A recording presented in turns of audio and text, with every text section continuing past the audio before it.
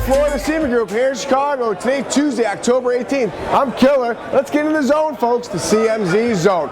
So here we are, folks. There's a big debate out there, this risk on, risk off. I talked to a lot of the CNBC Fast Money people last week. They were in the risk on camp.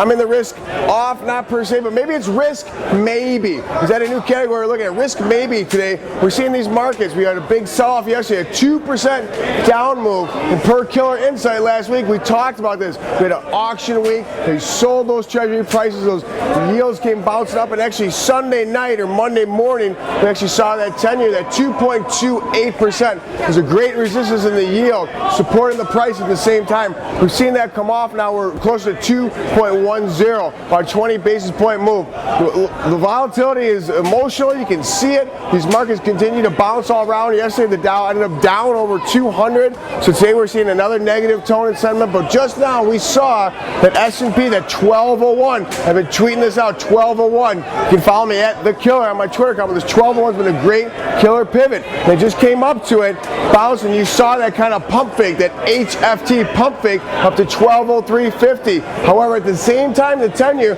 was staying bid, 24 and a half bid, and all of a sudden you saw that suggestion that maybe this was a fugazi. Therefore, you saw that spook come off and that 10-year go back about 27 bids. So we're continuing to see this range trade. I'm trying not to get too excited about a breakout either way until we get this clarity out of Europe. I'm beating a dead horse here, folks, but until we get something just short of the Euro bond, which Merkel will never go for, we're not going to see this come to fruition. It's going to take longer. It's going to take more. And if there's a lesson learned here, look at 2008. There's no such thing as enough. There's no confidence. There's no such thing as enough money to backstop the situation. So I hope they come with the bazooka that everyone's talking about, but we have not seen that yet. We're going to continue to oscillate here in these markets until this G20 November 3rd, November 4th meeting. So stay nimble, stay quick, but use this volatility to your advantage.